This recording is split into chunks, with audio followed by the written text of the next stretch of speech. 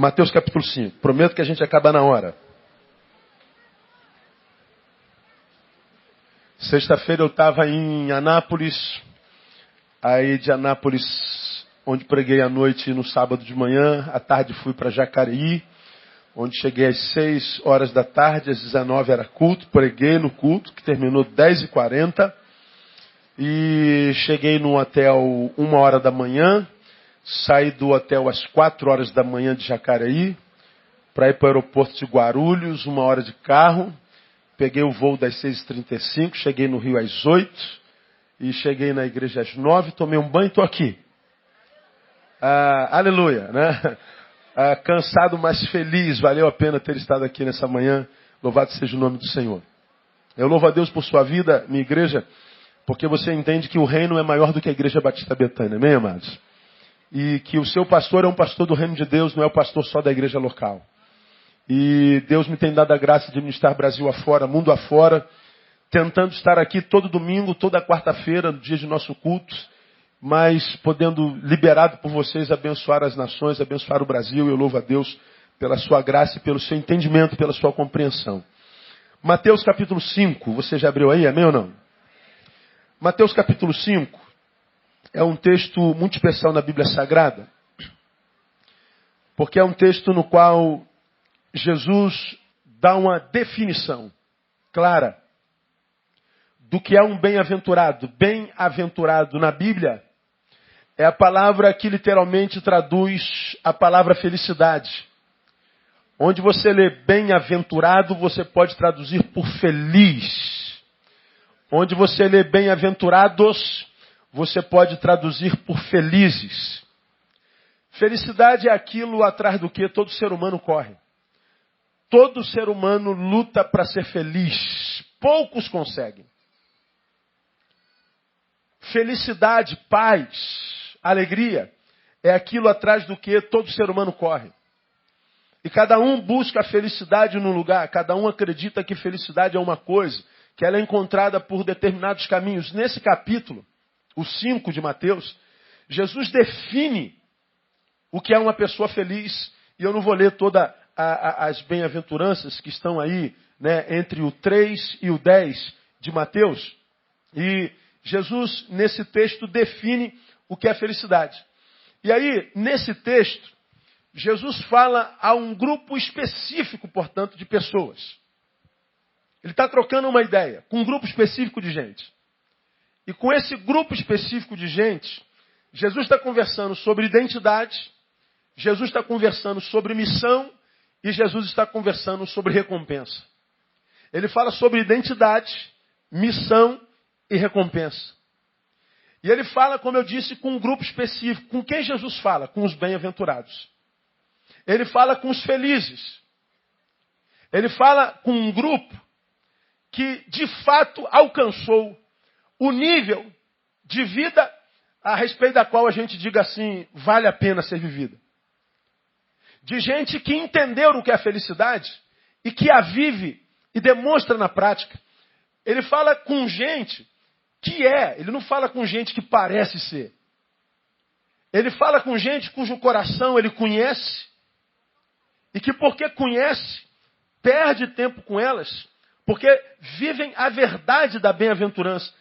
Não é um grupo de gente que investe por fora e fica bonita, e que porque está bonita e que maqueia o rosto, mente como um artista global que é feliz, e engana a muita gente, inclusive a si mesmo. Não, não é com essa gente que Jesus está falando. Jesus está falando com um tipo de gente que transcendeu aquele nível de mediocridade existencial, de vida farsante, hipócrita, transcendeu esse nível ruim de ser e alcançou as bem-aventuranças. Ele fala com um grupo de gente que de fato vive o que parece viver. E quem são os felizes para Jesus? Quem são os bem-aventurados para Jesus à luz desse texto? Ele define, bem-aventurados, os felizes para Jesus são os humildes de espírito, os que choram, portanto, os que não perderam a sensibilidade por causa da dureza na qual vive, são os mansos. Portanto, não foram aqueles que se tornaram na imagem e semelhança dos seus algozes, iracundos, vingativos, não. Eles permanecem mansos. Ele diz que felizes, os bem-aventurados, são os que têm fome e sede de justiça. São aqueles que não foram deformados pela iniquidade do tempo no qual habita. São aqueles que, porque foram, quem sabe, injustiçados, não abandonaram a prática da justiça. Pelo contrário, a despeito do que fizeram comigo, eu continuo com fome e sede de justiça e, portanto, ele é um promotor da paz. Jesus fala que bem-aventurado e felizes são os misericordiosos. São aqueles que não deformaram o olhar da vida, porque se enxergam, você já aprendeu, que quem de fato se enxerga só pode olhar com o outro com misericórdia. Não há como, tendo se enxergado alguém, olhar para o outro com juízo. Olhar com o outro com pedra na mão.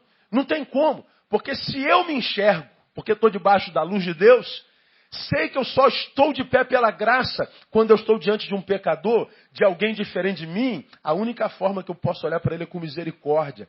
A ausência dessa misericórdia gera juízes. A ausência dessa misericórdia gera homens trogloditas, homens abusadores. A ausência dessa misericórdia é o que torna a sociedade uma sociedade invivível. Impossível de se viver uma vida que vale a pena. É a ausência da misericórdia, que faz com que homens e mulheres se achem superiores aos outros e os discriminem. Jesus está dizendo, não, bem-aventurados são os misericordiosos, são os pacificadores, são os limpos de coração, são aqueles que habitam no meio de tanta podridão, de tanto esfriamento de amor, de tanta violência, de tanta injustiça e iniquidade, que a despeito disso tudo passar por ele não permite que nele permaneça. O seu coração continua limpo. O texto diz que felizes e bem-aventurados são os que são perseguidos por causa da justiça. Eles não são perseguidos porque pecaram, fizeram fofoca, porque se omitiram. Eles não são perseguidos porque injuriaram, não. Eles são perseguidos porque eles vivem num tempo de justiças como justos. Ele vive num tempo de pecadores como santos. Ele vive num tempo de trevas como luz. E por isso ele é perseguido. Então Jesus define as pessoas felizes assim. Agora percebam que felicidade para Jesus não tem nada a ver com aquilo que eu tenho, com aquilo que eu possuo. Jesus dá um diagnóstico sobre gente feliz e ele diz que a felicidade se estabelece totalmente no ser. Felizes para ele são os humildes de espíritos, são os que choram, são os mansos, os que têm fome e sede de justiça, misericordiosos, pacificadores, limpos de coração, perseguidos por causa da justiça. Ele está dizendo que felicidade não tem nada a ver com o lugar onde eu vou ou com o que eu angario nesse lugar. Não tem nada a ver com casa, não tem nada a ver com carro, não tem nada a ver com casamento, não tem nada a ver com nada que a gente faça, não tem nada a ver com nada que a gente possua. Quem pensa que felicidade tem a ver com sucesso na vida, se engana. E é exatamente por causa disso que há tanta gente nesse tempo que nasce e morre sem ter vivido. Você já me ouviu falar sobre isso aqui. Gente que nasce e morre sem ter conhecido felicidade. Gente que nasce e morre sem saber por que nasceu. Porque acredita que a felicidade está num lugar, que felicidade está numa coisa. Se equivoca. Se nós acreditássemos assim, nós certamente também nos equivocaríamos e passaríamos pela vida de forma insignificante. Como eu já preguei aqui, há muita gente que acha que é infeliz porque ainda não casou. Ora, se fosse assim, não haveria ninguém casado infeliz, não é verdade? Há muita gente que acredita que é infeliz porque ganha pouco. Se fosse assim, não haveria ninguém que ganha bem e fosse infeliz. Há muita gente que acredita que é infeliz porque está acima do peso. Se fosse assim, não haveria nenhum magrinho infeliz. Há muita gente que acredita que é infeliz porque não chegou lá. Se fosse assim, não haveria ninguém lá onde você quer chegar infeliz. Então, como você já aprendeu aqui, felicidade não é um lugar onde se chega, é o jeito como se vai. A felicidade não tem a ver com o que eu conquisto, mas com aquilo pelo que eu fui conquistado. Jesus define bem-aventurados como alguém cujo ser foi alcançado por esses frutos. E é com essa gente que Jesus está falando no capítulo 5. E nesse capítulo 5, Jesus fala com essa gente uma coisa que eu pensei, até bem pouco tempo, que ele falava com todos nós. É com essa gente que no versículo 13, ele diz assim, ó, vós sois o quê?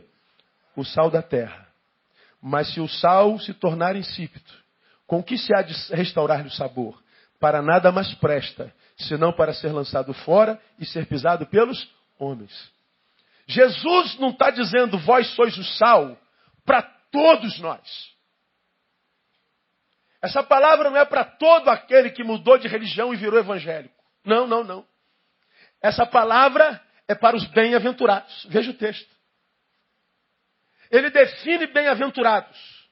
Ele define aquele tipo de ser humano que alcançou a felicidade de fato. Ele não está falando com quem diz que alcançou.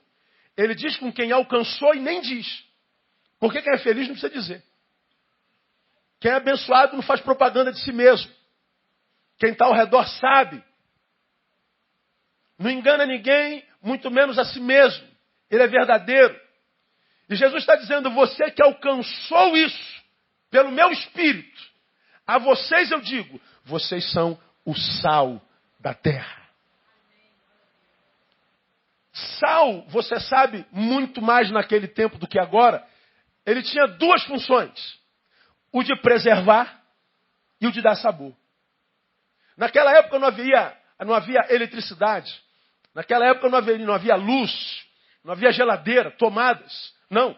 A carne, o alimento, ou seja, aquilo que possibilitava do ser vivo continuar vivo, o alimento era preservado pelo sal, como hoje o é no nosso refrigerador.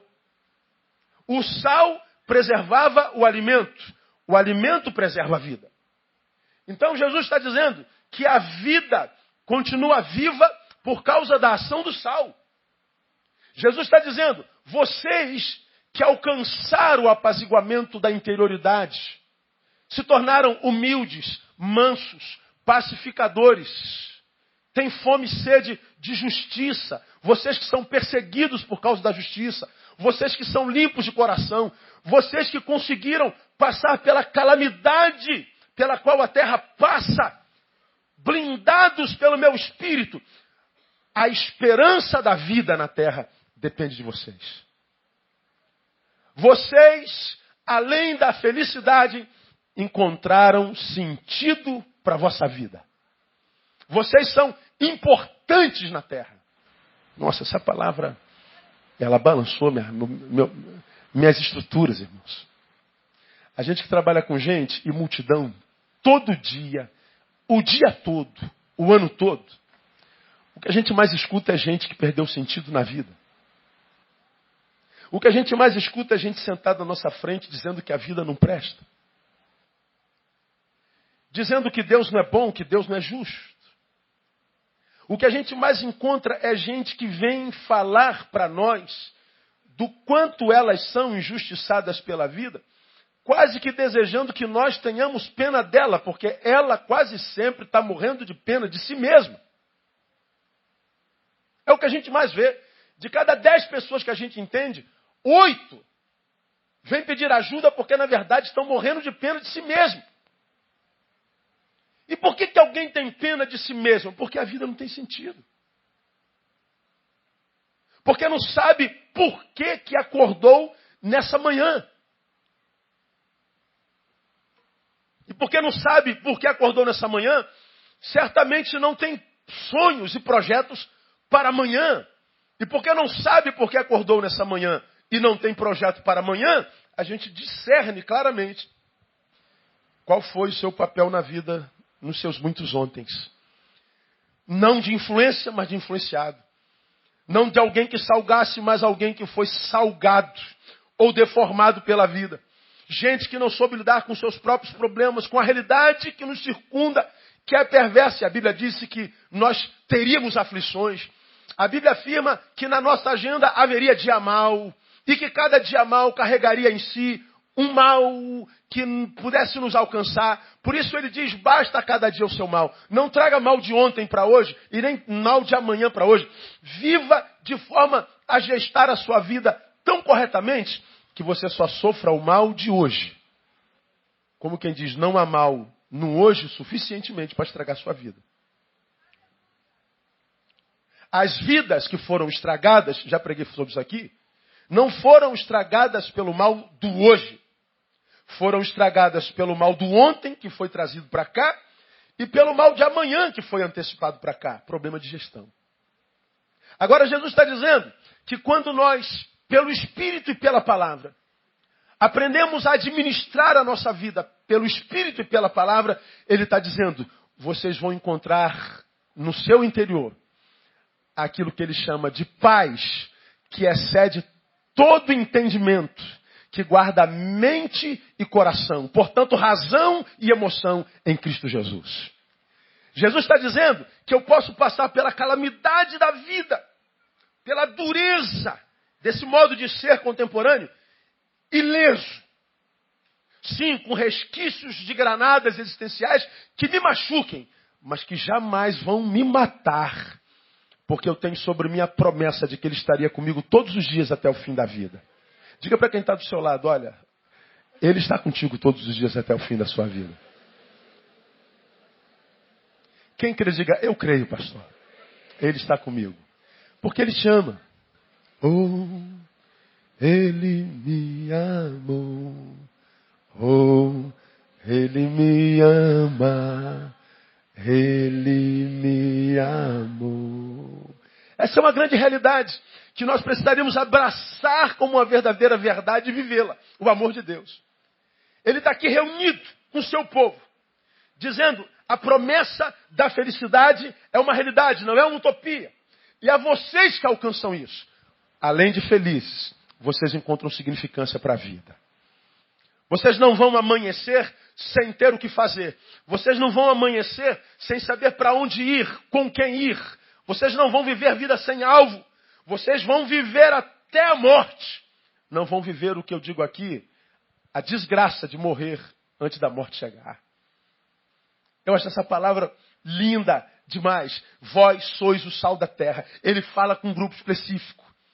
E quando Deus me deu essa palavra, a palavra que brotou no meu coração como adoração foi obrigado, mas eu também fiz uma oração e um pedido. Eu disse assim, Deus me ajuda a fazer parte dessa gente que conhece felicidade de verdade e que cuja vida seja significante ao nosso tempo no nome de Jesus. Você quer fazer parte dessa minoria, amém ou não? É promessa de Deus para a tua vida, irmão. Eu fico pasmo em ver tanta gente se matando todo dia. Eu fico pasmo de gente sendo deformada todo dia. E quando olha para a sua vida, só tem olhos para a dor. Só tem olhos para o que não aconteceu. Só tem olhos para o que lhe foi tirado. Mas quase nunca tem olhos para aquela área da vida que não está doendo.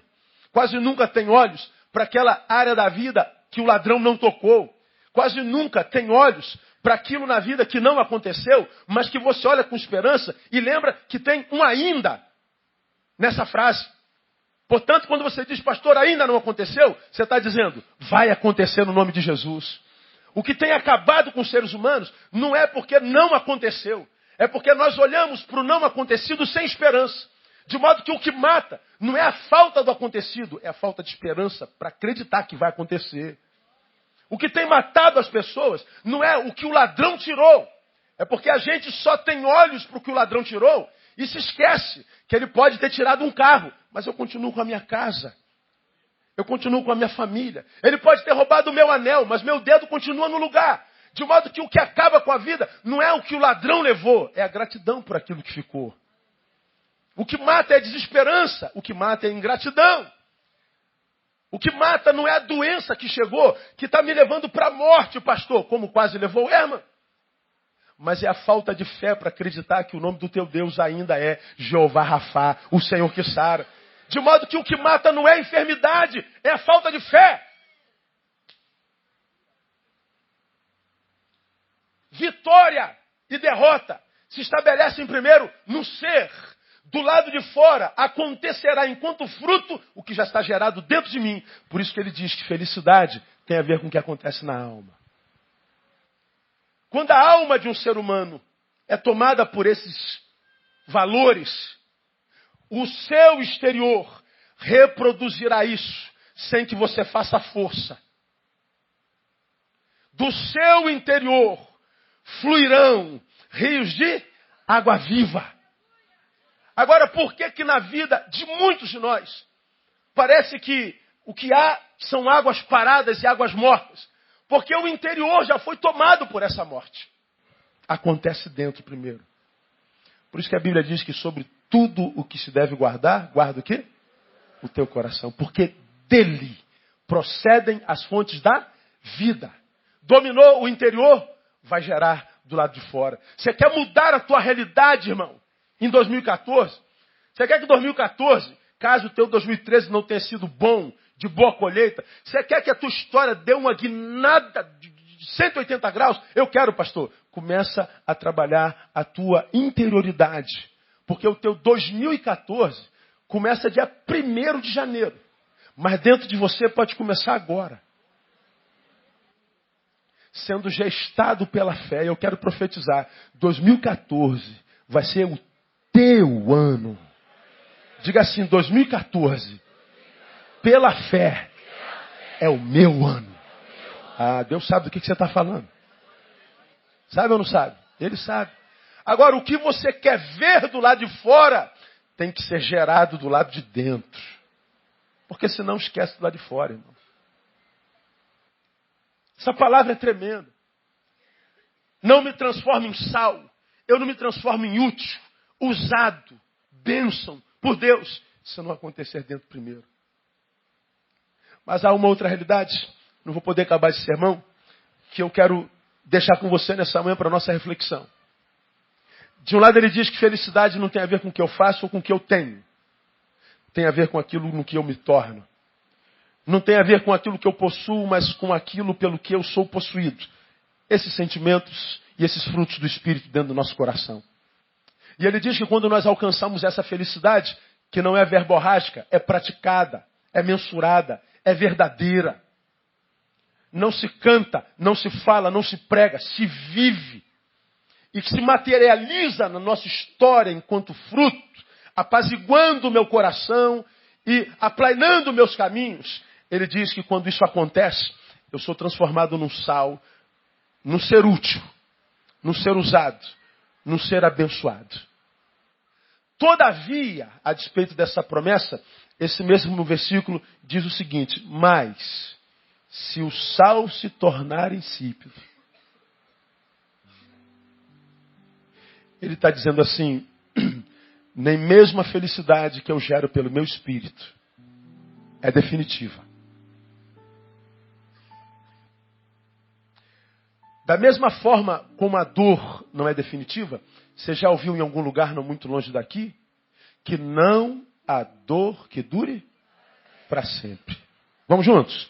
Não há dor que dure para sempre. Toda dor tem prazo de validade, amém, amados? Também não há felicidade que dure para sempre. Jesus está dizendo, meu filho, você pode ser apaziguado na alma. Você pode encontrar equilíbrio existencial, se transformar num sal útil, preservador e gerador de vida. Mas você corre o risco de se tornar insípido. Você corre o risco de deixar de ser quem era. Você corre o risco da corrupção espiritual. Você corre o risco da corrupção existencial. Você corre o risco da desconstrução. É Deus, é. Quase sempre isso acontece quando a gente se esquece de onde veio, irmão. O tempo em que nós não éramos nada e pedíamos a Deus tudo. E Deus, dia após dia, gradativamente, em parceria conosco e o nosso esforço, Ele foi nos tirando de trás da malhada e foi nos levando a lugares altos e muitos de nós fomos postos entre os príncipes. Como fez com Davi. E aqui no lugar da honra, uma vez transformados em sal, agora usados por Ele, agora recebendo, quiçá, aplauso dos homens e reconhecimento, aqui nos esquecemos de onde viemos. Nos esquecemos de quem nos colocou aqui. E a gente acaba por acreditar que nós somos isso tudo mesmo. Eu estava ontem numa igreja e estava um cantor. que eu conheci aqui no Rio de Janeiro, que na década de 90 eu me lembro pregando num congresso de adolescentes, há uns 20 anos atrás. A Igreja Batista Central de Santa Cruz, chega ele com a bicicletinha velha para adorar o Senhor, com um violãozinho nas costas. E eu vi aquele moleque cantando, eu falei, rapaz, que moleque ungido, abençoado. Como é que aquele moleque me abençoou? Na bicicletinha. Ele estava lá ontem, um super evento, uma multidão. Eu sentado do lado do rapaz que me convidou. Conhece ele, pastor? Conheço bem. Ele é caro, né, pastor? Eu falei, não sei. Não conheço o preço dele. O pastor cobrou 25 mil reais. Eu falei, tu vai me dar pelo menos o dízimo disso então, né? Pelo amor de Deus, né? Ele riu, né? Eu falei, é mesmo? É isso mesmo. Aí o cara cobra esse valor para adorar o Senhor. Aí chega aqui no louvor. Irmãos, que alegria estar com os amados nessa noite. Que honra adorar o nosso Deus aqui. Que alegria, é uma honra ter sido convidado pelos irmãos. E eu saí do Rio de Janeiro com uma alegria enorme. Com a certeza de que essa noite seria uma bênção. Claro, eu venho toda noite se você me pagar.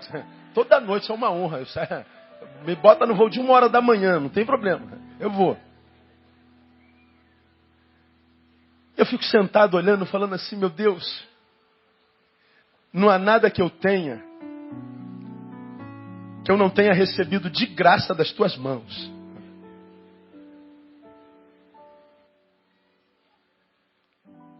E como eu posso, depois que eu não vim de onde vim, dizer que para adorar o teu nome eu tenho que ser pago nessa perspectiva? Se a tua palavra diz que se eu recebi de graça, eu tenho que dar de graça. Eu fico vendo esse estado mercadológico de ser no Brasil. E a única certeza que eu tenho é que os que se acham superiores se esqueceram de onde vieram. Se esqueceram da essência. De que eles são, mas foram gerados do nada. Porque a Bíblia diz que Deus chama o nada, a existência, como que se já fosse. Então muitas vezes Deus nos coloca, irmãos, num lugar de bênção. Nos abençoa demais. E abençoados, nós oramos menos do que orávamos quando não tínhamos nada. Nós adoramos menos do que adorávamos quando não tínhamos nada. Nós dependemos menos dele do que dependíamos quando não tínhamos nada.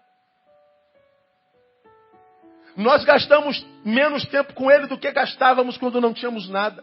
É como ele diz lá em Isaías, que ele fala que o povo, quando chegou na terra prometida, se corrompeu, adulterou com outros deuses. E Deus dizendo, eu tenho saudade de quando me adoravas no deserto. No deserto tu me adoravas, mas agora na terra prometida tu te corrompes. E muitas vezes, irmãos, por amor, por saudade de nós, para tentar resgatar a nossa essência, ele nos tira do lugar de honra e permite que nós caiamos no nada de novo. Deus sabe que o que ele nos dá, porque ele nos conhece, pode nos corromper. E ele diz, Neil, Igreja Batista Betânia, se vocês se esquecerem de onde vieram, se vocês receberem a glória que lhes é dada pelo serviço que vocês fazem, vocês podem ser jogados ao nada de novo. Vocês se tornam insípidos. É como aconteceu com a igreja do Apocalipse. Uma carta é escrita para ela e ele glorifica a carta pelas muitas obras. Já preguei sobre ela aqui. E Deus diz que ela tem valores preciosíssimos. Mas Deus tinha uma coisinha contra ela. Tenho, porém, contra ti, que tu deixastes o quê? O teu primeiro amor.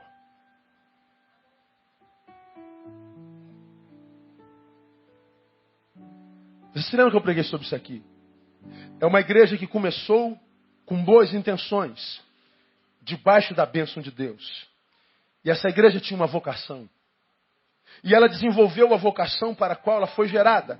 E ela foi abençoando, porque era bênção. Ela foi sendo aprovada por Deus. Teve a parceria, a aquiescência de Deus. A graça de Deus, os dons e talentos de Deus. E Deus foi abençoando em função da coisa e do fruto que ela dava. Mas há um momento em que Deus levanta o profeta e diz: conheço as tuas obras. E eu acho lindas as tuas obras. Mas eu tenho uma coisa contra ti: deixaste o teu primeiro amor. De que primeiro amor ele está falando? Da motivação com a qual servia. E Jesus diz para essa igreja: se você não se arrepender, eu venho contra ti e arranco você do seu lugar. O texto diz, irmão, que eu posso começar a fazer uma coisa debaixo da bênção de Deus, continuar a fazer a mesma coisa, e a despeito de continuar a fazer a mesma coisa, embora tenha começado debaixo da bênção de Deus, e continuar a fazer a mesma coisa, aqui eu posso perder a aprovação dele. Mas peraí, pastor. Como que se ele me abençoou no início, eu continuo fazendo a mesma coisa e ele não me abençoa mais? Porque nós perdemos a motivação. Antes eu fazia para a glória dele, agora eu faço para a minha glória. E como Deus conhece coração e não feito, ele diz que a gente se torna insípido. Continuamos a fazer a mesma coisa, mas não salgamos mais. Não influenciamos mais. Nós não mudamos o que está ao nosso redor. Estamos no lugar, mas o lugar continua o mesmo. Não há melhora absolutamente alguma.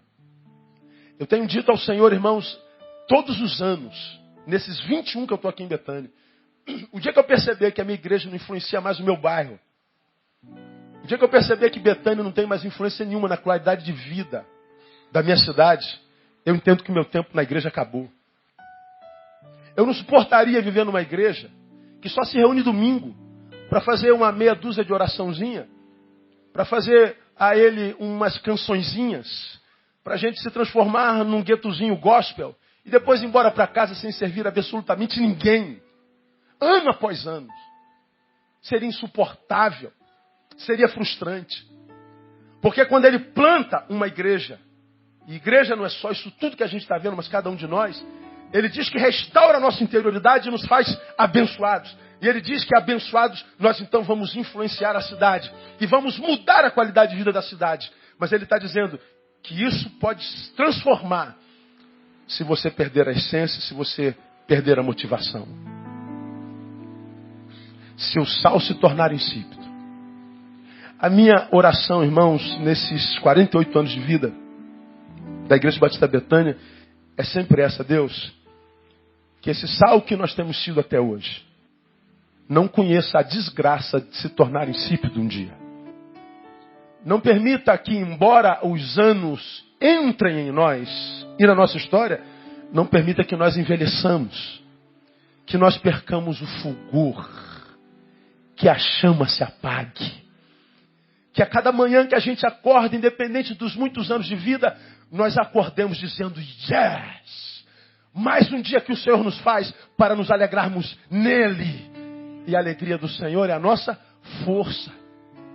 E a alegria do Senhor em nós é a força para servir ao próximo, como você já aprendeu. Deus escolheu ser amado no próximo. Só sabemos que estamos servindo a Deus porque estamos servindo a alguém. Porque se eu não sirvo a alguém, ainda que eu esteja na igreja todo dia cantando uma musiquinha, eu não estou servindo a Deus. Estou vivendo religiosidade morta, fé de defunto. E ele diz que para essa igreja, para esse crente, o que sobra é reprovação. Você vai ser lançado fora. A igreja de Sardes, termino aqui minha palavra, são 12:00. Ouviu uma outra palavra do Senhor que diz: se não te arrependeres, virei sobre ti como um ladrão.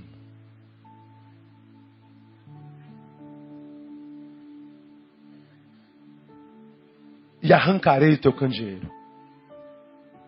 Essa palavra me faz tremer, porque quando ele diz que ele vem contra ti, uma igreja, como ladrão, a palavra lá para ladrão é a mesma de João 10:10.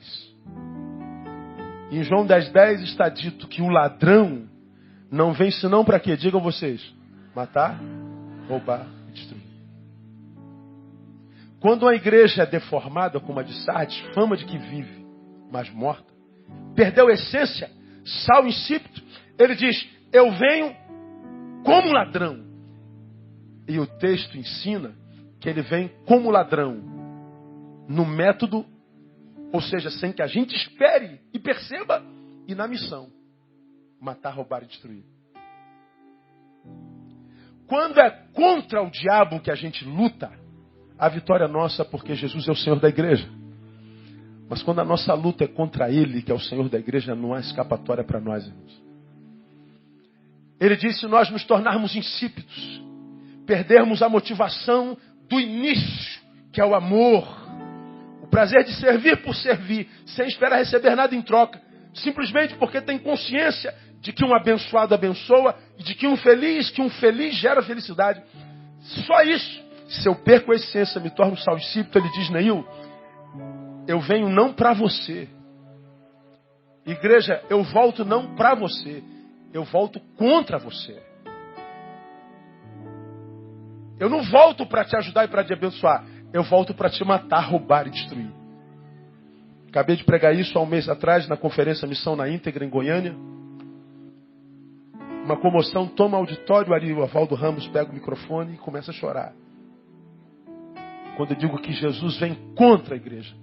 Ele disse uma palavra para concluir o meu sermão que foi tremenda. Ele começou a chorar, prostrado diante de Deus, e disse assim, Deus tem misericórdia de nós. Porque se nós perdemos a essência, nós não podemos nem mais dizer Maranata.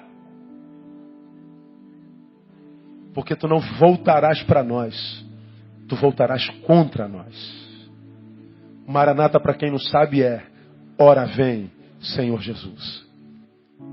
Se eu me torno um crente, uma igreja que não salga, que não preserva, não dá sabor, se eu sou inútil, me transformo em alguém que faz manutenção de impérios religiosos, frequentador de igreja, envelhecido com o tempo, mas sem utilidade, ele está dizendo, você perde direito de dizer Maranata, porque ele não vem para você, ele vem contra você. E eu tenho pedido a Deus, nesse tempo em que nós refletimos sobre a nossa existência enquanto aniversário, que Deus nos dê a graça de sermos sal até o dia do seu retorno, amém, amados? Que Ele nos dê a graça de estarmos num lugar onde a sociedade no meio da qual nós estamos diga, a Igreja Batista Betânia é uma bênção nesse lugar. Nós amamos a igreja da nossa cidade, do nosso bairro. Eu louvo a Deus, compartilhei com os irmãos, há bem pouco tempo atrás, uma empresa multinacional lá da Holanda, que investe nos países mais pobres do mundo, e faz isso durante muitos anos na África, resolveu investir em algumas comunidades carentes da cidade do Rio de Janeiro. E uma dessas comunidades carentes foi aqui, o Morro Minha Deusa, que é esse complexo que está na nossa frente, vai até o Jardim Novo. Lá tem um nome, e aqui é Vila João Lopes, mas é o Complexo Minha Deusa. Eles trabalham em parceria com pesquisadores da PUC, Rio Grande do Sul, e os pesquisadores da PUC Rio Grande do Sul vieram até aqui e procuraram uma sociedade que servisse essa comunidade. E acharam o SECAS, Centro de Cidadania e Atividades Sociais da Igreja Batista Betânia. Descobriu que o SECAS tem acreditação junto à comunidade e nós fizemos uma parceria. E eles fizeram uma pesquisa ampla, total e restrita, um calhamaço de mais de 200 páginas sobre a realidade dessa comunidade. E uma das pesquisas estava lá em toda a comunidade, as entidades nas quais essa comunidade mais imprime credibilidade. Dentre delegacia, escola, mercado, tudo. Todas as comunidades, tudo que tem aqui que presta serviço, qual a que vocês mais confiam? 98% da comunidade citou Igreja Batista Betânia através de SECAS. 98. De cada 10, 9,8 disso nós acreditamos na igreja. O pesquisador da PUC veio apresentar o relatório e ele disse: eu fiquei impressionado com o carinho que essa comunidade tem por vocês. eu tinha uma outra visão do que era ser evangélico. Eu não sabia que existia uma igreja como vocês. Ele saiu impactado, irmão. Eu saí feliz da vida. Eu saí glorificando ao Senhor pela vida de cada um de vocês.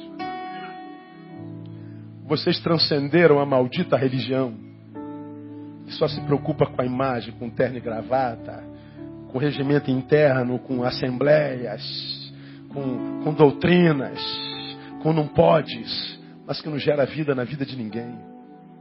Vocês transcenderam essa porcaria institucional, denominacional, e vocês se transformaram em gente que ama a gente, porque a gente é o que a gente é, e gente é nosso alvo. Eu louvo a Deus pela vida da nossa igreja, porque a nossa igreja é uma igreja totalmente diferente de tudo que eu vejo no Brasil.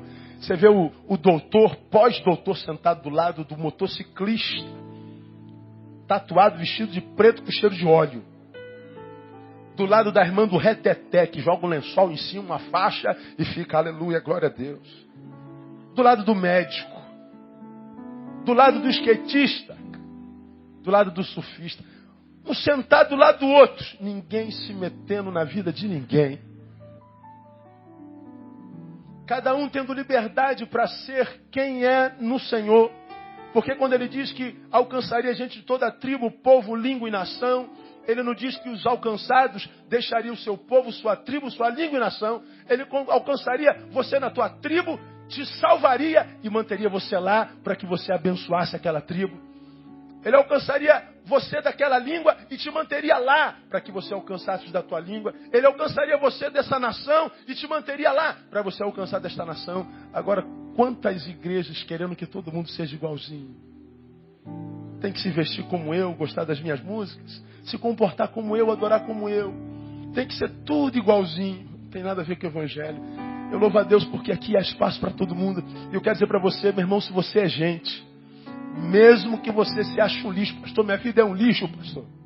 Pastor, eu não tenho mais jeito, pastor, minha vida é uma porcaria. Deixa eu te dar um conselho. Pega essa porcaria de vida e entrega para Jesus. Ele quer. Diga assim, Deus, a minha vida é esta... Quase que eu falo, irmão. Minha vida é essa porcaria aqui, ó. Serve para o Senhor. Aí ele vai dizer assim, meu filho, eu aceito você do jeitinho que você está. Ele diz para você, vem do jeitinho que você está. Porque ele sabe que se você vier, ele muda você. Mas ele não te transforma na imagem e semelhança do pastor, não. Ele transforma você em você mesmo. Porque se você não está feliz, é porque você é você da forma errada. Ele vai receber você e transformar você em você da forma certa. Porque não é possível que ele coloque filho no mundo para ser infeliz até a morte. Não, não, não. Ele não colocou você no mundo para ser infeliz. Ele colocou você no mundo para ser feliz e não pouco. Irmão. Você recebe essa palavra, meu não? Catuca alguém e fala assim, ó, você nasceu para ser feliz, cara.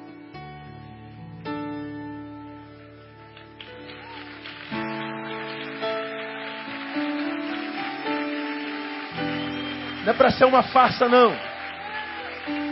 Não é uma felicidade facebookiana, não. Não é felicidade do Facebook, do discurso religioso, não, não. É felicidade na essência. Não precisa falar para mim que você é feliz, todo mundo sabe. Não precisa botar foto rindo em todo canto. Partiu piscina. Partiu restaurante. Conversa fiada, irmão. Partiu para o inferno, é verdade. No inferno não tem alegria, não. Nós estamos falando de uma felicidade, irmão, que não precisa partir para lugar nenhum. Porque Jesus já partiu para nós. Ele já restaurou a nossa sorte, irmão. Então, meu irmão, que essa felicidade prometida àqueles que são humildes, choram, são sensíveis, mansos, que têm fome e sede de justiça, que é misericordioso, pacificador, limpo de coração, esse que alcançou o apaziguamento da alma a despeito do inferno que está ao nosso redor. E ele diz assim, uma vez que você foi alcançado de fato pelo meu evangelho, e agora você é feliz, bem-aventurado, você vai abençoar a vida de alguém. Você não vai conseguir viver para si mesmo. Você não consegue se retirar para dentro e ali habitar, não. Você vai se doar. Você não vai aguentar viver só para si. Você vai querer que todos experimentem, que você experimente na prática.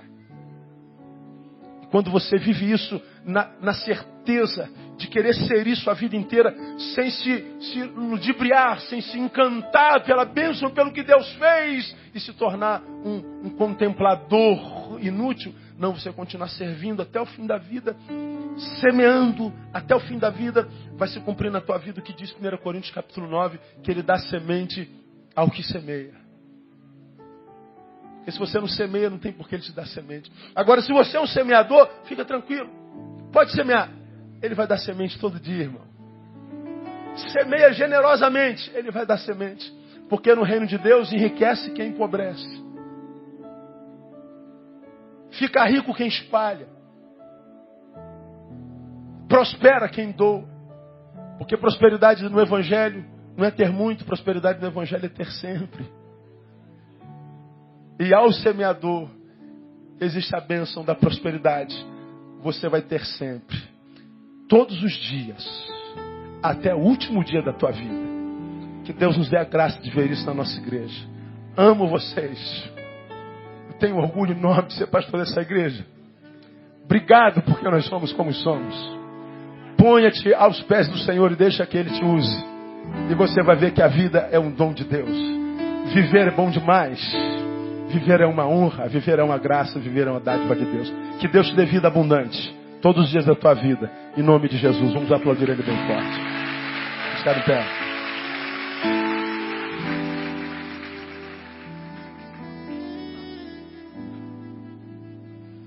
Venho como igreja agora falar. Como ovelha.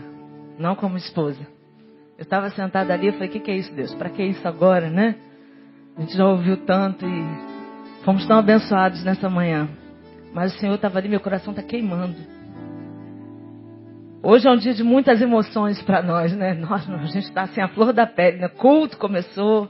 Algumas notícias que a gente teve ao longo do final de semana, terríveis. Então a gente veio assim muito sensibilizado. E eu falei para Deus, não, Senhor, isso é só meu coração que está muito mexido, né? E Ele falou, vai lá e faz o que eu estou mandando você fazer. Eu sei que Ele não gosta disso, mas eu venho como igreja e como ovelha. Aprove ao Senhor abençoar esse lugar. Olhou para Betânia e eu não sei o que nós tínhamos a oferecer para que Ele nos abençoasse. Como tem abençoado, como tem feito nesse lugar e por fora dessas portas, né? E via internet. Eu não sei. Nós não sabemos o porquê. E também não queremos nem buscar saber, né? Nós pegamos isso como um presente de Deus e temos tentado viver isso da melhor forma possível. Mas eu creio, queridos, que a gente só tem conseguido viver isso dessa forma. Porque esse homem, como homem de Deus aqui neste lugar, tem ouvido a voz dele, tem pago um preço, tem sido o que é nas mãos de Deus. E eu sou testemunha disso. E eu não poderia me deixar agora calar e dizer da minha alegria como ovelha. Estranho. Como ovelha, poder agradecer ao Senhor pela vida do Neil, pela vida do nosso pastor. Porque tivemos 2 pastores nessa igreja. E o maior legado tem sido dado a ele. E se Betânia é como é porque aprove o Senhor abençoar, mas porque ele ouve a voz do Senhor, mete o pé na porta do inferno e diz, vambora igreja. É o que o Senhor tem para nós. E eu queria te honrar nessa manhã. Pelo pastor que você é. Pelo homem de Deus que você é. Aqui, na nossa família, por onde você passa. E eu sou a maior testemunha disso. E eu queria te honrar. E se você quer honrar o Senhor comigo nessa manhã pela vida dele, eu queria que você aplaudisse o Senhor pela vida do seu pastor.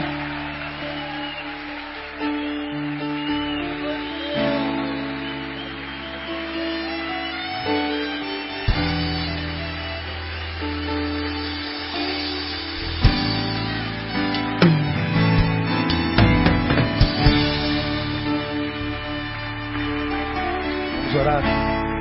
Aí vocês me matam do coração. 70% do ministério eu devo a ela, né? Você tem aprendido que felicidade não tem com o lugar onde a gente vá e com o que a gente faz lá. Felicidade tem a ver com o lugar para o qual a gente volta e com quem nos recebe lá. Então eu tenho rodado o Brasil um ano inteiro, cansativo. Tem dias que eu não estou aguentando. Louvo a Deus pela vida dos meus pastores, minha equipe. Ninguém tem uma equipe igual eu tenho aqui nesse lugar, no Brasil inteiro. Cada um dos pastores que vocês têm aqui são gente boa demais. Amigos, amigos, amigos. Não são funcionários, não são amigos, amigos, amigos. Me deixam ir, me sustentam aqui a corda mesmo. Eu já pedi a Deus para parar de viajar, mas Deus quase me esmaga. O que tem te dado não é só para 2, 3 mil pessoas do teu rebanho, é para o Brasil. Meu reino é maior do que a tua igreja. Eu tenho que ir. Agora, por que eu vou? Eu tenho para onde voltar. Melhor do que ir é ter para onde voltar. Então, agradeço a Deus pelo carinho dos irmãos, pelas orações. Louvo a Deus pela vida dessa mulher que me suporta, que me compartilha, que me divide. E não é fácil. Alguns pensam que é fácil. Alguns cobram mais do que pode. Às vezes manda um e-mail, eu não respondo, manda a segunda vez, a terceira. O cara manda 100 e-mails, como dizer, responde, desgraçado.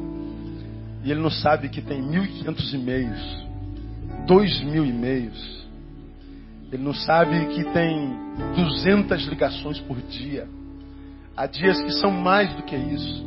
Que é impossível que eu atenda todo mundo. Impossível que eu responda a todos os torpedos. Impossível. Impossível. Então, há alguns que não entendem e às vezes se rebelam por isso. Eu peço perdão, mas eu não tenho como atender a todos mesmos. Se você não entende, eu sinto muito. Busca um outro lugarzinho onde você possa ser atendido pelo pastor presidente. Não é porque aqui não tem como o pastor presidente ter todo mundo. Mas todo mundo que precisa de atendimento tem gente para atender. O problema é que ele só quer eu. Não dá. Não tem como. Se eu atendesse 8 horas por dia, todo dia, eu não atenderia 10% das pessoas que querem ser atendidas por mim. Então, eu caminho com a consciência totalmente limpa. Duro. Porque eu tenho a consciência limpa de que eu trabalho demais com alegria para o reino de Deus. E o Senhor me tem recompensado generosamente.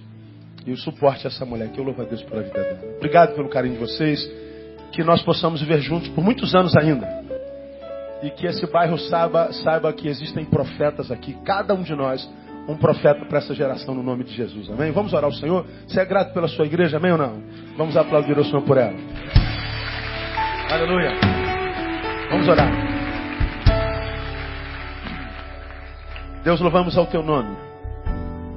Porque além de nos alcançar pela palavra e nos gerar no Espírito, tu nos plantastes nessa comunidade chamada Igreja Batista Betânia. Sabemos que não somos melhores do que ninguém, nem piores. Somos diferentes. E por essa diferença nós te damos glórias. Te agradecemos porque aqui conhecemos um Deus humano. Um Deus solidário. Um Deus que, embora transcendente, imanente, que habita no meio de nós. Um Deus que sabe que somos frágeis. E que não entra em crise com a nossa crise por isso. Um Deus que sabe que podemos cair muitas vezes, mas que gera em nós esperança e força para se levantar todas as vezes. Um Deus que não tem problemas com os fracos, mas sim com os hipócritas. Por isso, ó Deus, nós precisamos ser verdadeiramente frágeis e fracos. Verdadeiramente fracos.